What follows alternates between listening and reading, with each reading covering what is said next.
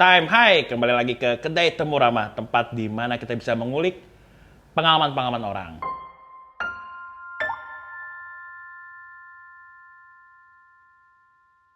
Tamu kali ini adalah salah satu abang-abangan skena kopi Bandung. Dia juga owner dari salah satu brand kopi shop terbesar di Bandung. Dan sekaligus yang paling utama nih, dia adalah salah satu seleb tweet. Yang dimana kalau dia nge-tweet nih, wuset, itu berpengaruh banget. Kecuali kebijakan Ridwan Kamil.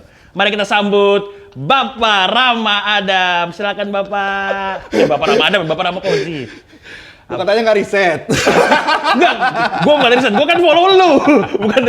Bukan gue riset. Tolong jangan dibawa ke politik ya. Siapa? Halo, apa kabar? Baik. Bukan dibawa ke politik. Gue kalau buka tweet lu nih, gue nih orang Kalimantan kan. Ya, tapi kalau buka tweet lu tuh kayak, kok gue benci banget sama Bandung gitu. Berhasil berarti tweet gue. Kita sambil ngopi apa ya? Silakan. Kebetulan kopinya kopi lu nih. Oh, Bos gue baik banget. gue kan minta kopi lain aja, bosen kopi sendiri. Anak koji gak ada yang bisa nyeduh kayak gue. Nggak bisa juara 2 ya? Aduh.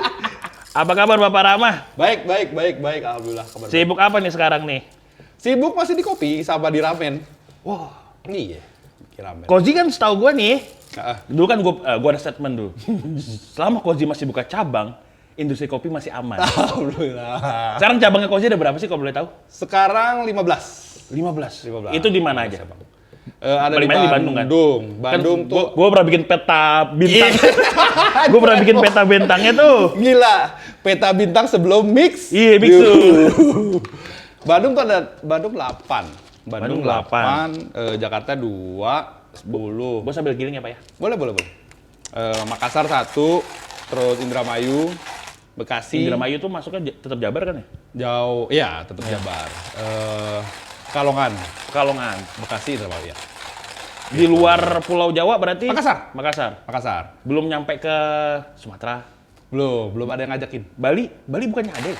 Bali pernah ada cuman kayak timingnya emang nggak pas banget deh. Lu buka pas Bali pandemi parah-parahnya ya? Jadi gini, Bali itu buka terus kena gempa Lombok tuh. Oh iya, Gempa Lombok, yang parah banget. Lagi rame kena gempa Lombok sepi. Itu 2018 kan ya? 2018 ya. Iya. 2018. Udah beres nih, Iya. beres, mulai rame lagi, Gunung Agung meletus. Oh, Sepi lagi. Begitu mulai lagi, pandemi, udah deh. berarti bukan tempatnya lah jodohnya, ya? bukan jodohnya, ya betul. Jakarta ada berapa? Jakarta sekarang 2. Di mana? Sekarang 2, di Jeruk Purut 1, sama 1 di Kuningan, Dogol. Kemarin Dogol. itu Mas Yudis bilang, emang masih ada ya Kozi Jeruk Purut ya? Pikir udah tutup. Karena nggak pernah ada kurang kabar. kedengeran kalau Tapi masih ada kan? Masih. Itu jadi tempat destinasi gua kalau gua udah bingung mau kemana. Sama teman-teman SMA biasanya. Ya. Karena kan tempat outdoor-nya enak tuh. Jadi emang kalau di Jeruk Purut itu orang pengen bilang, Mas, udah deh jangan diposting-posting biar nggak terlalu rame gitu. Gua pengen yang suasananya enak gitu. Konsumen, Iya, permintaan benar, konsumen benar. harus diikutin. Itu- Jadi ya udahlah, kita Kozi Jeruk Purut tuh mirip suasananya dengan Bandung lah. Il. Semi rumah, pohonnya banyak, Ya, jauh betul. dari hiruk pikuk jalan raya. Betul. Walaupun sekarang lebih ramai Bandung kayaknya. Betul. Ya, suasana Bandung, udara tetap Jakarta. Tapi 15 itu lu owner semua apa ada investor lain? Nggak ada. Malah semuanya itu nggak ada yang pure ownership gue. Jadi gimana? Enggak. Jadi yang dari yang pertama aja kita tuh udah ada beberapa investor lah teman-teman. Jadi Kozi itu kan sebetulnya ada 5 foundernya. Ada 5 foundernya, terus ada beberapa investor kecil lah masuk juga ke situ. Yang lain sistemnya kerjasama. Jadi banyaknya tuh gini. Biasanya nih awal-awal itu gue ditawarin, gue ada tempat nih. Oke. Tempat nggak kepake, bisa dibikin coffee shop nggak? Gue datengin tempatnya, gue bikinin hitungannya, gue cari investor. Gitu. Jadi nanti yang terlibat itu biasanya 3. Jadi Kozi sebagai brand, pemilik tempat, sama investor. Gitu. Itu sampai Kozi ke berapa ya? Terus ya Bali deh. Itu dari awal udah begitu? Udah begitu. Nah yang terakhir ini udah masuk ke franchising lah. Kita nggak bisa nyebut franchise ya karena franchise kan ada aturannya. Ya. Kayak warna harus sama, menu harus sama, apa segala macam mesti sama. Kalau kita enggak, kita cuma jual sistem. Training, sistem, menu, resepi, QC. Habis itu mereka jalanin. Tapi nama tetap Kozi. Tetap Kozi. Gitu, tapi daily operasional bukan Cozy yang pegang. Kok kayak gitu model bisnisnya disebut apa sih? Tahu Istilahnya ya, apa ya? Kalau kopi semi wash, ini semi franchise kali ya. Wah, berarti kan itu kan, maksudnya lu owner banyak aja tuh kadang-kadang tuh ribet kan, beda otak. Itu kayak ini kan berarti lu beradu dengan banyak kepala banget. Kalau di semi franchise nih, di semi franchise itu daily operational udah owner yang pegang. Oke. Gitu, kita udah kasih SOP-nya, udah kasih standar resepi segala macam, mereka tinggal ikutin. Gitu. Tapi pusatnya adalah lu gitu. Anjing, pusat. Pusat semesta. Enggak sih, gua sama tim lah. Tapi kalau lu sebut Cozy itu sebagai apa sih? Coffee shop kah atau apakah atau bistro kah atau apa? Soalnya kan kayak ada semua ya. Lu juga ada jual ramen dalam, walaupun lu ada toko ramen sendiri ya, tapi lu ada jual ramen dalam situ, lu juga ada tempat lu gede gitu. Tuh lu sebut apa sih? Soalnya kan kalau orang kan mikir coffee shop tapi kayak ya udah kayak tempat nongkrong juga kan si Cozy itu. Bingung juga sih gue. Ya. Apa ya? Bistro mungkin iya kali ya. Gak ngerti juga sih istilahnya apaan. Ya semi kayak Ambrogio lah ya, bukan ya? Ambrogio level nggak punya duit. Gitu. Jadi gini, awalnya gua buka Cozy, gua sangat kopi banget lah. Waktu lu buka Cozy pertama kali Goodsell kan? Goodsell. Itu 3 bulan awal gua tidak mempunyai menu apapun selain kopi. Oke. Bener-bener sampai teh aja nggak ada. Berarti lu idealis banget waktu itu, masih percaya bahwa gua hidup dengan kopi. Hidup dengan kopi, setelah 3 bulan nggak bisa. Ternyata kopi nggak gitu-gitu amat. Begitu. Jadi abis itu orang datang mulai nanyain ada makanan nggak gitu. Ada makanan nggak? Nah, dari situ kayak bikin makanan apa ya? Gua nggak pengen yang asal-asalan juga gitu, tiba-tiba ngeluarin makanan apa. Karena gue bikin Cozy itu kan emang gue suka banget sama kopi gitu. Jadi gue waktu itu pengen keluarin makanan juga yang gue suka banget sama makanan ini gitu. Nah kebetulan gue sama partner gue saat itu emang suka yang namanya ayam geprek. Ayam geprek sama karena kita semua tuh hampir 4 orang dari founder itu semua pernah nyobain ayam geprek Seburum. Oke. Yang di Jogja tuh, di OG-nya ayam geprek kan. Siap. Nah, udah kita memutuskan ya udahlah ayam geprek lah, kan kita suka gini. Ya udah. Ayam geprek di coffee shop gimana ceritanya? Nggak ada ceritanya kan? Nggak nyambung. Nggak nyambung. Lu mau minum manual brew abis makan pedas kan kayak nggak enak. Nggak ada rasanya, Pak. Nggak ada rasanya kan? Nah, ternyata sambutannya waktu itu cukup bagus. Oke. Pertama karena ayam geprek kayaknya waktu itu masih belum ada deh, masih belum hits lah. Lagi mulai awal-awal naik daun lah ya. Iya, belum hits. Jadi belum ada ayam geprek itu ya? keluar dari Jogja itu pertama kali itu di Cozy. Gitu. Yang mungkin gua kalau mikir-mikir sekarang ya, tahu gitu gue bikin ayam geprek aja kayaknya.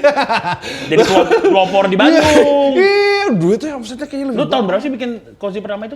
2015, 19 Desember. Masa belum ada geprek di Bandung? Belum ada. Itu gue pertama kali. Orang tuh datang penasaran, tuh datangnya ke Cozy. Pada akhirnya ada orang ngopi karena nyobain ayam geprek. Itu hal yang aneh ya. Hal yang aneh gitu, dan emang ya jalan menuju Roma emang banyak, kayak jalan menuju kopi juga banyak gitu. Biasanya kan orang kayak kalau sekarang kan kita dari kopi susu dulu baru kita racunin ke filter. Dari ayam geprek. Ya, tapi itu apakah berhubungan dengan Bandung yang maksudnya kayak kalau di Bandung itu nggak bisa lu bikin tempat yang cuma jual minuman doang gitu, harus ada sama makanan, apa memang budayanya Bandung kayak gitu tuh, budaya nongkrong lah? Jadi itu sebetulnya bukan budaya Bandung, itu sebetulnya kalau gue pikir sih kayak potensinya Bandung sih kayak gitu. Jadi apa kayak tuh potensinya Bandung tuh? Ya lu dateng ngopi, makan. Karena suasananya enak ya? Karena suasana enak. Gitu. Karena suasana enak, murah, dan emang iya makan udah terkenal. Ya Bandung udah makanan enak lah. Dan itu berani lu wujudin gitu, walaupun dengan agak berseberangan sebenarnya. Iya, berani aja karena gue percaya sampai sekarang saat lu mengeluarkan produk yang lu memang suka, itu pasti akan ketemu pasarnya gitu. Akan ketemu tuh si hot point-nya tuh gitu. Kayak ramen lah. Ramen emang gue dulu agak-agak kayak cubung lah ya. Di ramen sama kopi kan kagak nyambung juga. Benar. Iya kan? Iya kalau makan ramen. Gue pernah tuh nyoba makan ramennya dia habis minum kopi, kayak kagak ngeps. Kecuali kopi susu ya. Kecuali kopi susu. Iya, kopi susu gitu. buat meredakan pedes lah. Iya, gitu. Makanya terus gue lihat Cubung bisa. Dan gue juga pernah ayam geprek dan kopi lebih nggak nyambung lagi gitu. Benar-benar. Akhirnya gue cobain. Sama kayak waktu di Cozy yang brisket, smoke brisket. Oh iya kan sempat heboh tuh. Sebelum heboh, gue itu kedua yang bikin smoke brisket di Indonesia. Gue berani klaim itu. Serius lu? Iya, yang pertama itu di sampingnya gedung sate. Okay. Jadi ceritanya gini. Ini waktu itu Cozy pertama ya. Yeah. Cozy pertama, terus tiba-tiba datang. Mulai nih ada yang, teman gue ada rumah, nyokapnya, si rumahnya udah kegedean, dia mau pindah. Terus si rumah ini pengen diaktifin. Yuk bikin apa gitu. Akhirnya gue sama teman-teman gue, Cozy akhirnya masuk sebagai kopi. Temen gue ngurusin Airbnb, temen gue satu lagi, gue pengen smoke brisket kata dia. Ini Cozy Budara ya? Cozy Budara, Iya. Cozy Budara. Smoke brisket apaan? Iya pokoknya gue pernah nyoba ini di mana lah gitu. Terus dicobain, terus memang lu tahu cara masaknya segala macam. Ada cook gue bisa masaknya gitu kan. Udah nih pas setup segala macam, datang nih kan cooknya segala macam bla bla bla bla bla bla, bikin riset segala macam. Nggak temu-temu tuh, belum ketemu-ketemu. Untuk enaknya lah ya? Belum ketemu enaknya. Belum ketemu enak, temen gue cabut. Temen gue aja cabut. Yang ingin ngidein si brisket ini? Iya, temen lu juga tuh si Panca. Panca Tato itu orangnya itu. Nah, dia cabut aja. Gue ada proyek nih, segala macam kemana gitu. Cabut, terus gue bingung kan. Gue baru beli tong smoker. Jadi kalau zaman sekarang itu emang smoker buat smoke brisket udah bener gitu kan. Iya. Satu tong gede buat nge-smoke si dagingnya, satu pisah buat si kayunya. Dulu tuh nggak ada. Di Indonesia tuh tidak ada yang seperti itu. Gitu. Jadi gue beli tong steak aja gitu. Pak, monggo ya. Aduh, terima kasih. Kayaknya kopinya enak nih dari warnanya. Waduh. Ya kopi gue. Terus akhirnya gue R&D sendiri lihat dari YouTube segala macem. Itu tahun berapa? 2017. Nah, oke. 2017 awal. Gitu. Di situ R&D segala macam nyobain sampai gue akhirnya mengalami apa yang namanya sensasi kolesterol tuh di situ. Itu sebenarnya umur sih ya Pak ya. Umur gue masih muda. Oh iya benar. Gue lebih muda lagi berarti. Udah nyobain R&D seminggu sampai naik tas gitu. Demi R&D doang ya. R&D smoke brisket. Pada saat itu apa? Orang nggak tahu smoke brisket itu apaan. Diterima nggak sama konsumen? Nggak tahu. Belum tahu, bukan nggak tahu juga dia orang-orang bakal terima nggak si produknya, bakal suka atau enggak. Cuman pada saat itu gue percaya bahwa gue suka nih sama produknya. Ya udah, gue jual. Dan ternyata memang selalu ada aja lah ngehit dan emang dari situlah mulai kan. Kan Indomie brisket tuh awalnya lu kan? Iya. Iya kan? Ya dan diikutin kan. Bukan long road kan? Itu di-upgrade nih kalau mereka kan di-upgrade lah ya. Pakai apa pickles gitu. Iya, pakai Wahyu. Karena kita teman jadi kita ngobrolnya enggak satu aja. Upgrade pakai Wahyu. Ya gue ingat sih dulu orang-orang pada posting apa Indomie brisket kan punya lu awal-awal kan. Gue juga pernah nyoba sih waktu awal-awal ke Goodsell tuh. Tapi berarti yang lu lakuin tuh sebenarnya banyak yang orang nggak berani lakuin sih. Maksudnya kan kayak lu udah ngelakuin nyampur si coffee shop dengan bermacam-macam ini udah dari awal ya. Ya. Sedangkan kayak orang-orang tuh, kita di era 2022 aja masih 2023 aja orang masih ada yang takut. Gue mau pengen kopi doang. Nggak ada tuh yang namanya sambil jual kue, sambil jual ini. Tapi lu dari awal tuh udah berani.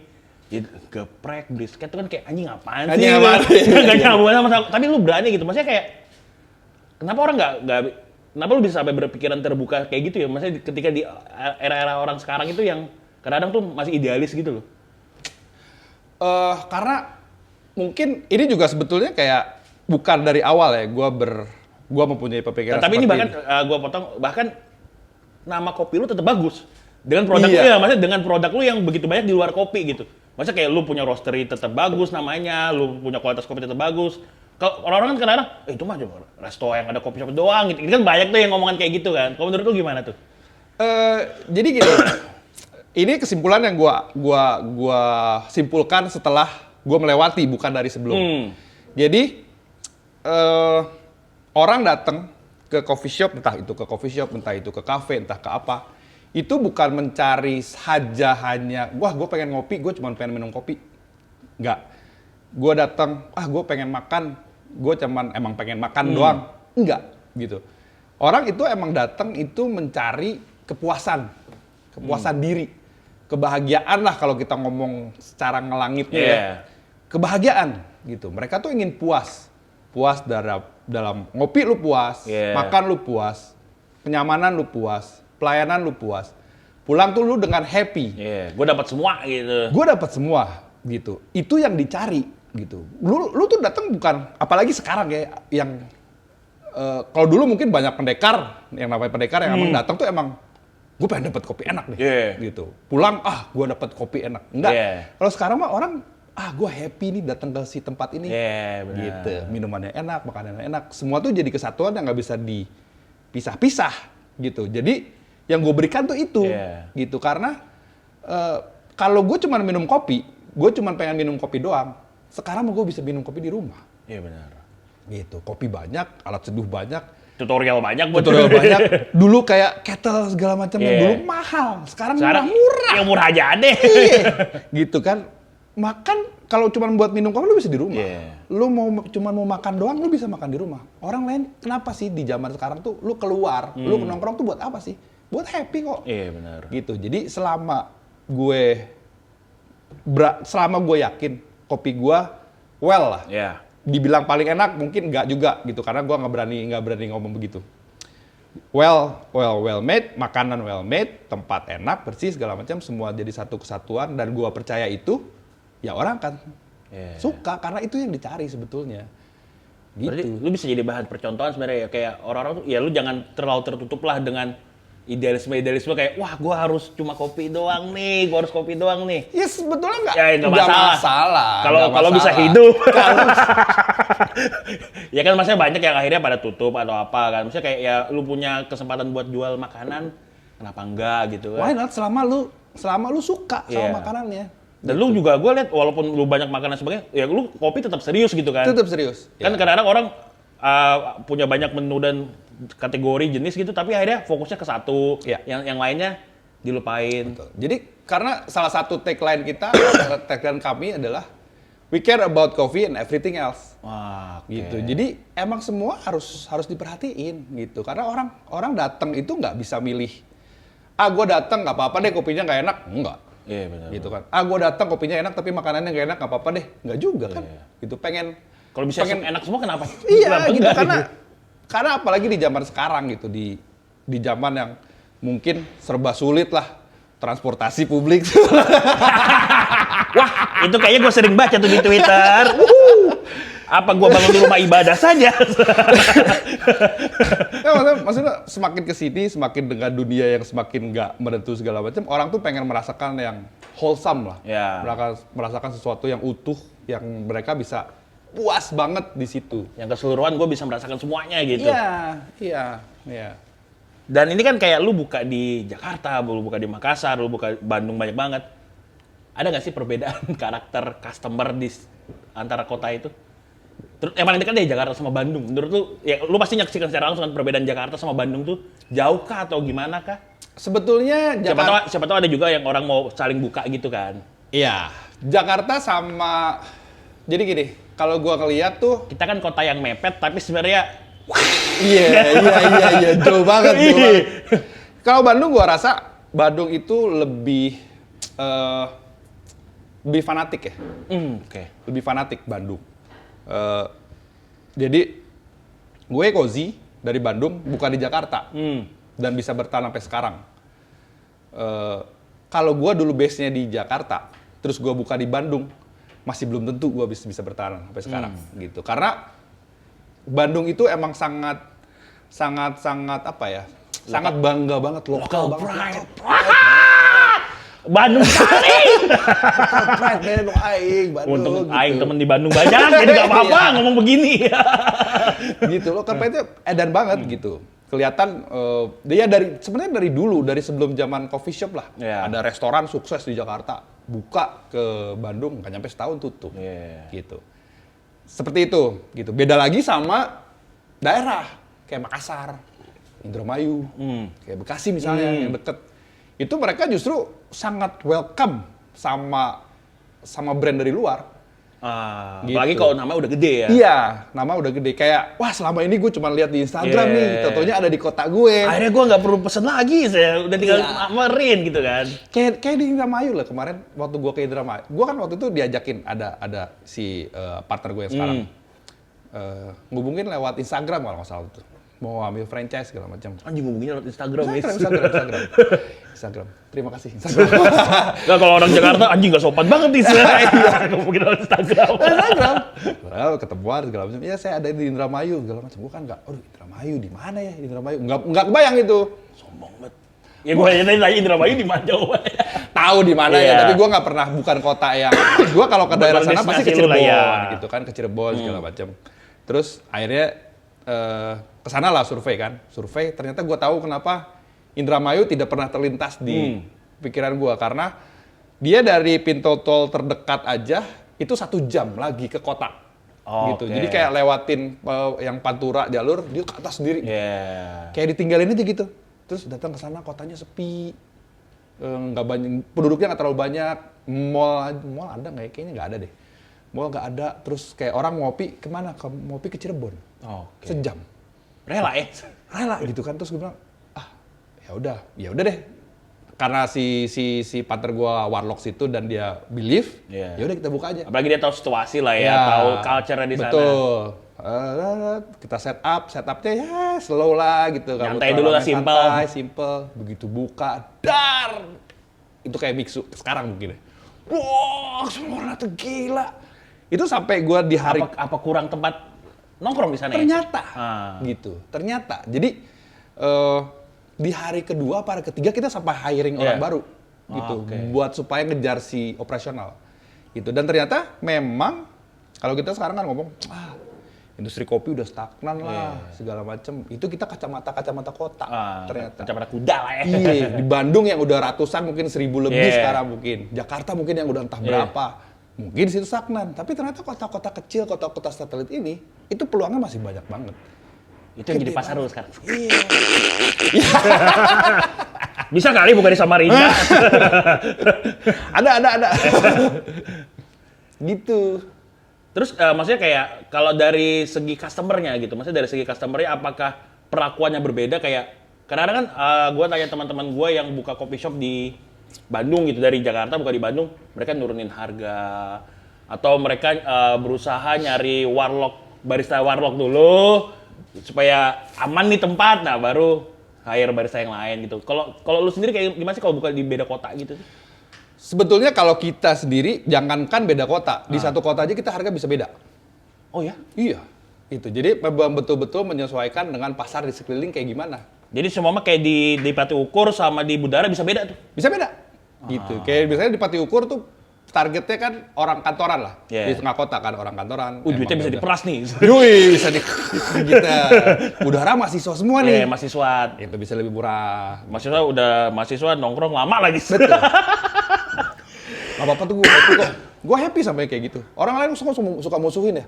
Mahasiswa tuh ngapain sih datang segala macam nongkrong. Tapi dia datang tiap hari, men. Iya, benar. Bawa teman lagi. Temannya bawa teman lagi. Nyambung terus sih. Iya. Benar-benar. Iya.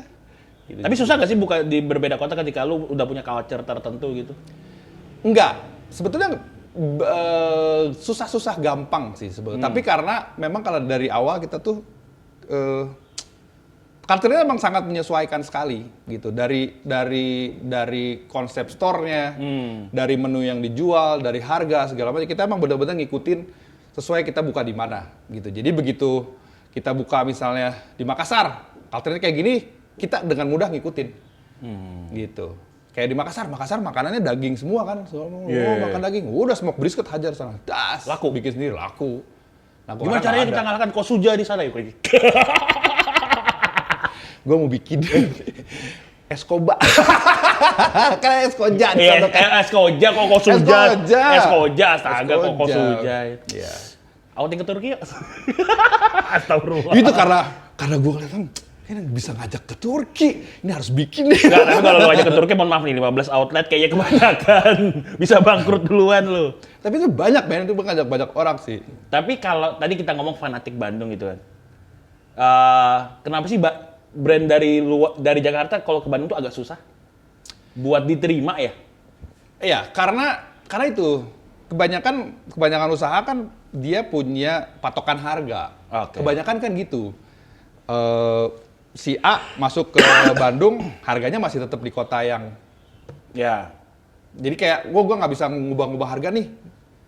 Harganya samain. Ya gitu kan akhirnya. Iya, benar. Gitu, padahal ditinggal Gak ada sentimental Viking the Jack, Boboto the Jack, gak ada. enggak sih.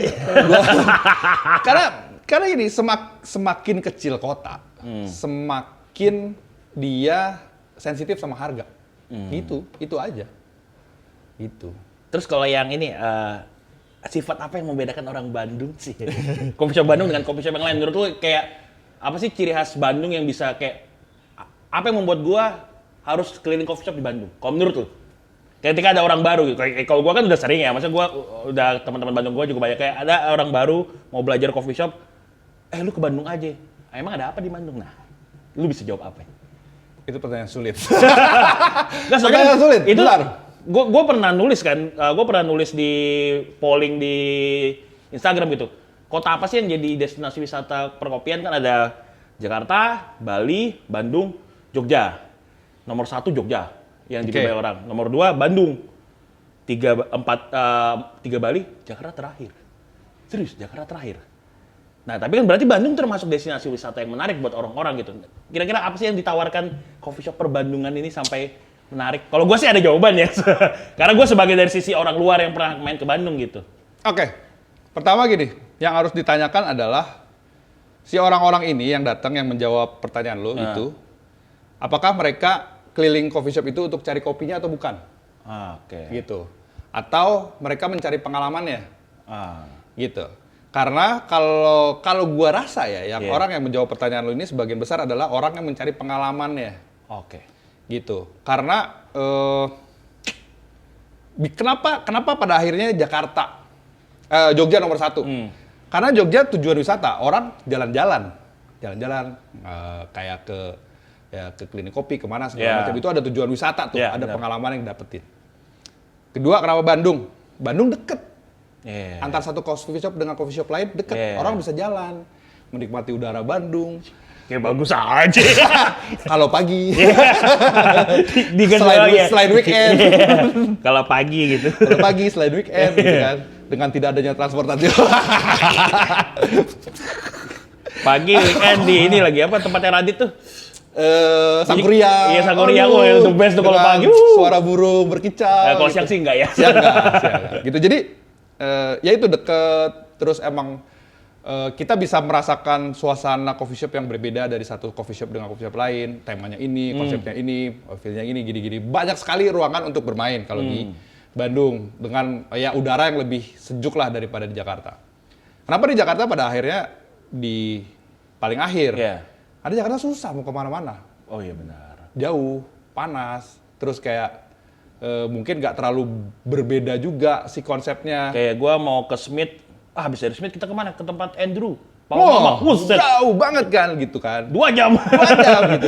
Udahlah malas nongkrong Jakarta, ya bisa lu 1 hari ya ke situ aja udah gitu. Karena udah nggak bisa kemana-mana. Ya syukur-syukur kalau di Kemang bisa 2 tempat lah ya. Iya gitu. Dan ya itu konsepnya pada akhirnya karena lingkungan, iklim dan lain-lain yang nggak mendukung.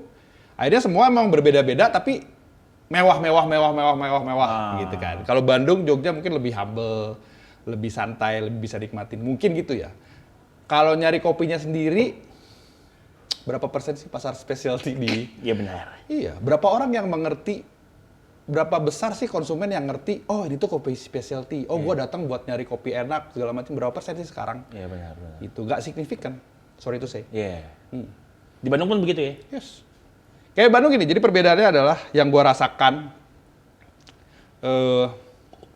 zaman dulu kita buka coffee shop, pada saat waktu itu belum banyak kopi, kita bisa tahu, kayak misalnya di Noah, Lagi ada kopi apa nih di Noah nih? Ada Lagi masih ada, terpantau lah ya. Iya, lagi di Ethiopia ini ada kayaknya ini datang. Nikmatin. Wah, Jack Runner lagi punya apa? Ke sana. COJ lagi punya apa gitu. Ke sana datang. Sekarang nggak ada. Kecuali emang yang lu bikin kayak sangat personal kayak Rocky. Rocky ada bikin Night experience segala macam. Ya akhirnya gitu doang. Berarti Bandung udah gak seguyup dulu. Ya. Nggak, tapi Bandung ada pang sekarang. Oh iya benar. Tapi kan itu dari dulu, Pak. Iya. Jadi yang belum tahu di Bandung itu ada program namanya Pang. Pagi ngopi. Pagi ngopi, singkatannya Pang itu ngopi 10.000. Sekarang 15. Oh, 15. Dari jam berapa? Dari pokoknya kalau dulu aturannya itu 3 jam setelah buka. Jadi misalnya orang bukanya jam 8. Oh, sampai jam 11. Buka jam 7 sampai jam 10 gitu. Itu tujuannya apa tuh? Supaya narik orang ngopi pagi. Karena di Bandung itu sangat sulit banget nyari orang ngopi pagi justru. Dulu yang waktu awal-awal gue ke Bandung, pertama kali ke Bandung buat ngopi ya. Itu kan 2017. Itu menurut gue kayak prime time-nya jam sore loh. Iya, sampai sekarang. 4 sampai malam gak jelas banget dah tuh. Betul. Terus pas ada Pang itu, Pang kan mulai muncul 2019 ya? Iya, 2019 sebelum pandemi lah. Iya, 2019 itu gue ya waktu sering bolak-balik Bandung. Ya, apalagi gue jadi panitia BBRC waktu itu kan. Yang lu juara 3, Pak. Itu kan gue sering bolak-balik Bandung dan ada program Pang itu. Gue kayak pagi ngopi, orang-orang tuh jadi banyak gitu. Iya, betul. Gue kaget kayak, dulu kayaknya sepi deh. Kalau pagi gue ke Biji Kopling, pagi itu sepi deh. Yes. Tapi sekarang kayak, ya walaupun orang-orang sepedaan udah gak ada ya. Iya. Tapi maksudnya orang-orang tuh udah mulai sadar. Ternyata se-efek itu ya kalau bikin program ya. Efek. Dan sekali lagi harga kan yang menentukan. Gitu, orang yang kopi. Emang Bandung nih nggak kaya-kaya ya orangnya, nggak bisa jual mahal gitu kopi-kopi. Enggak kan. Nggak, maksudnya kayak ya gue nggak tahu ya, kalau Jakarta kan lu buka coffee shop specialty khusus geisha gitu. Laku. Ada aja tuh orang yang kalau kita ke Longrot lah, kita sebut Longrot lah. Kan Longrot tuh ada menunya kan. Iya. Ada tuh orang yang nggak bisa ngeliat menu di bawah. Di bawah tuh kan. Gua biasanya beli yang di atas deh, yang 270 atau enggak 250, gua nggak bisa. Nah, maksudnya kan laku gitu. Kalau di Bandung mati kali ya? Bandung susah ya, susah banget. Jadi kayak apa memang Bandung nggak mau spend money sebanyak itu buat hal yang menurut mereka belum terbukti worth it atau gimana?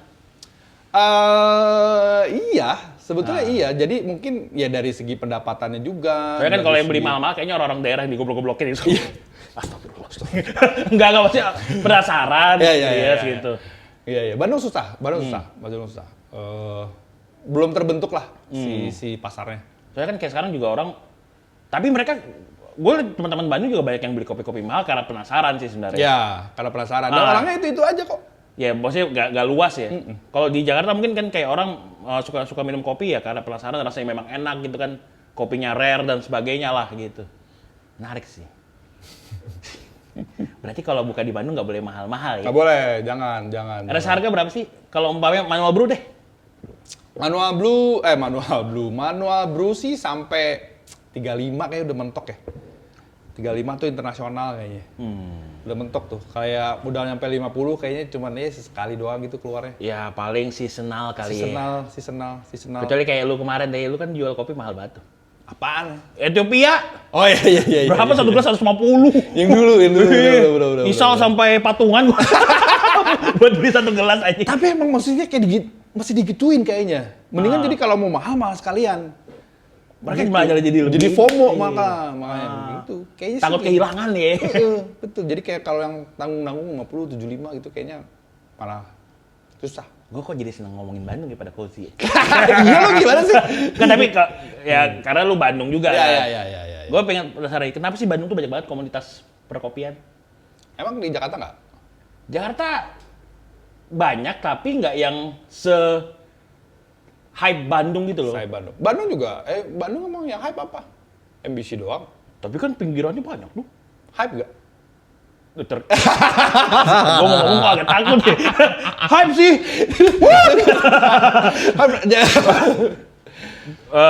Roster aja banyak. Aduh. Maksud gue kan kayak ya berkomunitasnya sangat kuat lah di Bandung gitu. Kayak di Jakarta mungkin banyak beberapa komunitas, tapi kan di pusatnya sendiri tuh kayak ya udah kita kan kayak sibuk individu ya kalau di Jakarta kalau gue lihat ya. Maksudnya kayak, kita ngumpul ini kayak udahlah kita ngumpul pas event aja gitu. Kalau Jakarta kan kayak Iya gitu betul, betul. Mungkin karena Bandung itu semangatnya adalah Guyup. orang nggak bisa. Gitu. Gue juga bisa. Bikin ini daripada gue gabung, gue juga bisa kok bikin sendiri. Gitu. Jadi akhirnya kenapa? Roasting gue bikin sendiri. Tapi kan kalau semakin banyak komunitas semakin mengkotak-kotakan, Pak. Makin banyak kubu. Aduh. Nggak apa-apa, ntar juga bakal hilang sendiri-sendiri. Nggak, tapi ya itu maksudnya banyak banget gitu. Iya, dan itu dari dulu sebetulnya, bukan di kopi doang. Ya bahkan kayak band dari distro, desain, semua pada akhirnya. Jadi gini, mungkin faktor resiko hidup lu di Jakarta sama di Bandung itu lebih kecil di Bandung. Di Jakarta lu nggak bisa main-main lah, resikonya lu gede gitu. Lu bener-bener serius, modal segala macem. Di Bandung tuh kayak gampang aja, gue mau bikin, kalau gagal ya udah, gitu. Gue bikin roaster ya, abis gagal ya udah, gitu. Gue masih bisa hidup, gitu. Jadi membuat sesuatu itu jadi lebih gampang di di Bandung. Dan Bandung tuh menurut gue juga apresiasinya terhadap sesuatu tinggi juga ya, iya nggak sih? Menurut lu gimana? Apresiasi apa deh? Kayak gimana gue nyebutnya? Ada juara lokal, champ lokal, itu diapresiasi banget sama Bandung gitu. Oh iya, karena dari dulu kan kita nggak pernah sama. Dari dulu kan gitu kan ya. Dari dulu itu. Nggak, bahkan menurut gue bukan lomba nasional aja, kayak lomba-lomba kecil pun diapresiasi banget. Oh gitu. iya. Ya karena Dia kayak dari dulu tuh kita selalu kupingnya Bandung nih, suka panas kan sama kuping Jakarta kan. Wah lu ribut aja sendiri bikin. Untung gue orang Kalimantan, cuma kompor doang di Jakarta gue. Lu segala macam gini. Begitu ke nasional aja melempem gitu segala macam kan. Gitu. Nah begitu si John kemarin menguasain, semua merasa memiliki. Gitu. Semua merasa memiliki. John orang Pontianak ya. Iya. Asli Pontianak itu, Pontianak Pride. Outsider. Gitu ya, tapi ya gitulah, karena kotanya lebih kecil lah mungkin ya. Kotanya lebih kecil, jadi kayak misalnya si Anu juara, itu tuh banyak yang kenal gitu, banyak deket. Oh sini jadi banyak yang kenal gitu. Kalau di sini mungkin si A juara, ya mungkin teman-temannya aja yang tahu gitu. Buat kita mah jauh gitu kan, bukan teman deket segala macem gitu. Ketemu juga jarang mungkin. Nah kalau di Bandung tuh mungkin si juara ini tuh sehari-harinya sering banyak ketemu orang gitu, karena kotanya padat, kotanya kecil, jadi mereka lebih euforianya lebih tinggi gitu, karena ya ngerasa kenal tadi. Gitu. Gua udah jadi nggak sabar, gua pengen ke Bandung. The best. Gua bahkan kayak gua kompetisi di luar kota pertama kali kan di Bandung. BBRC yang juara berapa? Peringkat 60. Supaya memotivasi orang. 60 dari 92 peserta. Iya. Itu gua di Jakarta itu gua pertama kali ikut kan BOB, Battle of Brewer yang di Jakowik pertama kali. Iya. Itu pas gua lagi nyeduh, banyak teman-teman gua yang ngetawain lah, yang ngejek-ngejek lah, tapi itu kayak bentuk support lah. Terus pas ketika gua nyampe Bandung tuh, hening, Pak. Maksudnya hening tuh kayak penonton itu kayak Gua di Jakarta nggak tremor. Di mana tremor? Ini orang Bandung, kenapa ini? Ya mungkin karena embel-embel orang luar kota mungkin ya. Terus waktu itu gua bawa alat IK di situ. Jadi kayak Bandung tuh kayaknya kompetitif banget ya, atau serius banget gitu terhadap hal sesuatu gitu. Kan sebetulnya BBRC itu lebih dulu ada sebelum BBRC. IK, BBRC, IBRC. Iya, gitu. Udah duluan. Emang dari dulu emang ya seneng aja gitu bikin kayak manual brewan, ngulik-ngulik segala macem. Dulu makin deket keliling-keliling. Nah, ada satu kopi baru di A, itu tuh kita cobain bareng-bareng gitu. Itu masih nggak sampai sekarang? Enggak. Jawabnya cepet banget. Enggak. Itu sudah tidak terjadi sebetulnya. Dan itulah sebetulnya yang akhirnya membuat gue sama Isal bikin dasar muka. Gitu. Oh iya, lu bikin dasar muka. Iya, itu tuh salah satunya ke situ gitu. Jadi untuk bikin, ayo dong kita obrolin lagi nih soal manual Coffee shop pertama di Indonesia yang gak nyari duit. Betul. Bener gak sih? Betul. Bener gak sih? Bener. Nggak nyari duit karena susah banget. Tapi masih buka kan sampai sekarang? Masih. Yang jaga siapa? Berry sekarang ada namanya Berry. Jadi ya itu kita pengen tadinya tuh pengen ngangkat lagi lah, diobrolin lagi nih si Manual Brewing, nggak hanya di kompetisi doang. Baru kita ngobrolin gitu. Karena kan kalau ngobrolin kopi kompetisi itu kayak terlalu jauh untuk kopi sehari-hari kan. Iya. Gitu. Kita pengen ada satu wadah yang buat ngobrolin kopi sehari-hari nih. Gitu ada. Makanya roasterinya ngambil dari manapun. Lu bar terbuka, alat macam-macam. Nyeduh boleh ya? Nyeduh boleh. Nyeduh sendiri segala macam boleh. Tetap bayar tapi kan. Tetap bayar gitu. Cuma mungkin karena Isal kali ya, public enemy jadi nggak ada yang datang. Jadi bagi teman-teman di luar kota yang pengen nyantai banget, di Bandung tuh ada Dasa Muka. Ada Samuka, betul. Lu di situ ada barista yang jaga, lu boleh nyeduh sendiri, Boleh nyeduh sendiri, boleh ngobrol-ngobrol sendiri. boleh ngobrol, dan gue yakin, soalnya orang-orang Bandung tuh menurut gue salah satu orang gue nggak tahu entah Bandung atau Sunda ya, tapi orang yang enak diajak ngobrol sih menurut gue. Betul. Walaupun kalau dengar bahasanya agak-agak menyenang, agak-agak gimana, gitu kan. Iya.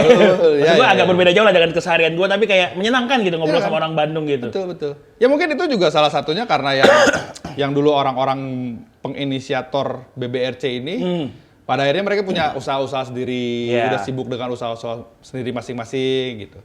Ya tadinya juga berharapnya sih dengan Dasa Muka ini, ya orang bisa datang ke situ. Di tengah keseharian mereka, ya mereka bisa datang ke situ ngobrol. Karena si Dasa Muka ini emang netral, bukan punya siapa-siapa sebetulnya. Semua orang bebas datang. Semua orang bebas gitu. Bukan punya gue, bukan punya Isal. Kita mah inisiator aja nih ngasih tempat gitu. Bahkan kayak kemarin gue sempat di Dasa Muka itu ikut buat charity gitu kan. Iya. Kalau ada acara-acara mungkin si Dasa Muka bisa dipakai lah gitu. Betul. Mereka punya listrik, ada alat-alat. Lu Iya. tinggal bawa kopi lu mau lu jual untuk acara event atau apa boleh gitu. Betul. Baik banget sih Anda. Punya virtual yang keren banget itu. Yang satu mesinnya seharga mesin kopi lo itu. Serius? Iya. Dipinjemin sama. Gua kira beli. Bukan lah, ngapain beli gila. Bangga, ngomongnya bangga itu kayak Bangga karena dapet dipinjemin. Terus kedepannya Koji mau ngapain nih Pak? Kan udah semi franchise nih, bakal jadi full franchise nggak? Kayaknya nggak tahu. Kayaknya nggak tahu. Jadi gini. Kalau full franchise itu berarti bisa lu nggak ngelola semua ya berarti? Bisa. Tapi kalau full franchise kayaknya menyalahi soul-nya Cozy sih. Yeah. Gitu, karena soul-nya Cozy emang justru dari satu store ke store lain kan berbeda-beda. Sedangkan franchise menuntut keseragaman. Oke. Gitu. Dan itu kayaknya gua nggak akan kesana gitu. Tapi seperti gua menjalani Cozy dari awal sampai sekarang, dia kayak ditanya, lu sekarang mau buka di mana nih? Lu sekarang goalnya apa? Segala macam. Gue bilang gue tidak tahu, gitu. Karena jadi gini, kayak kopi itu untuk setiap kopi itu ada seduhannya masing-masing, ada resepinya masing-masing. Yang cocok lah ya buat. Iya, yang cocok buat ini kopinya nih. Dan gue berpikir bahwa untuk setiap manusia pun di hidupnya itu ada resep masing-masing. Oke. Gitu. Jadi sebelum gue ketemu Cozy nih, gue itu orangnya yang punya mimpi besar, kejar apa, memaksakan untuk itu gitu. Sampai masuk MLM,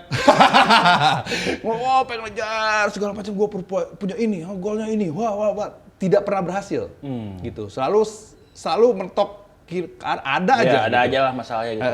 Nah begitu gue ikut Cozy, gue jalanin Cozy, gue jalanin dengan ikhlas. Jadi dengan pasrah aja gitu. Realistis aja lah ya. Iya, jadi kayak gue jalanin yang gue suka aja. Jalanin yang gue suka. Nggak pernah kepikiran bakal punya cabang besar, nggak pernah kepikiran punya ekspansi bisnis segala macam. Jalanin aja hari demi harinya dengan sebaik mungkin. Dan itu menurut gue pada akhirnya itulah resep yang cocok buat gue. Gitu, bahwa ya udah. Bukan yang berambisi besar, bukan yang gimana gitu. Ikutin aja arus. Play with the wind lah ya. Iya, play with the wind, ikutin aja gitu. Dan itu yang berhasil di gua ya. Gitu. Belum tentu berhasil di orang lain. Mungkin orang lain resepnya beda-beda. Jadi tingkat kebahagiaannya beda lah. Betul. Jadi carilah resep sendiri. Kalau dalam menurut gua, buat gue dan Cozy resepnya itu.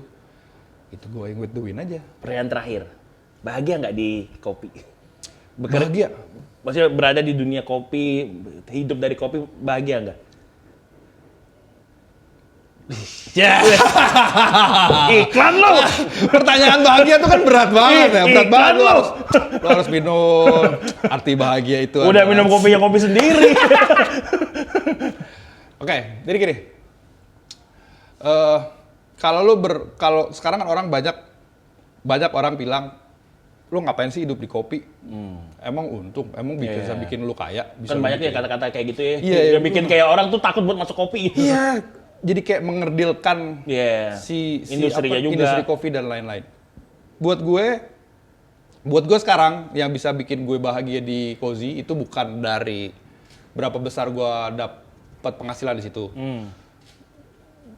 Gue bisa beli ini, gue bisa beli itu, tingkat kemakmuran gue meningkat di Cozy, bukan di situ. Yang bikin gue bahagia, gue punya Cozy adalah gue bisa menghidupi berapa orang sekarang? Mungkin di atas 70 orang. 70 orang yang hidupnya bergantung sama gue. Oke. Hidupnya, makannya, dia dan keluarganya mungkin. Itu satu hal yang justru yang dulu saat gue bikin Cozy tidak pernah gue bayangkan sebelumnya. Oke. Gitu. Soalnya dulu gue pertama kali buka Cozy, gue jadi barista iya, gue jadi tukang masak iya, cuci piring iya, segala macam. Gaji gue cuma 2 juta saat itu. Udah pas-pasan banget lah. 2 juta ya nggak bisa ngapa-ngapain. Nggak bisa ngapa-ngapain. Iya, Di bener. Bandung dulu. Iya. Yang dengan kondisi gue nggak punya tabungan dan Iya. lain-lain gitu kan. Dengan 2 juta, pas-pasan. Sekarang gue bisa menghidupi 70 orang lebih. Mungkin bukan yang terbaik buat mereka, tapi setidaknya bisa memberikan penghidupan Iya. yang cukup layak buat dia dan keluarganya.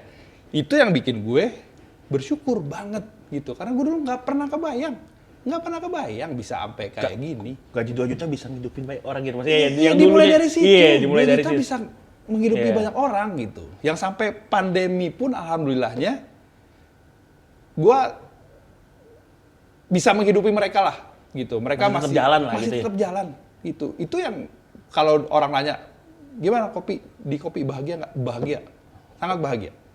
Karena ini yang bikin gue punya arti di hidup ini. Wah, ya Allah, terus masuk ke TikTok.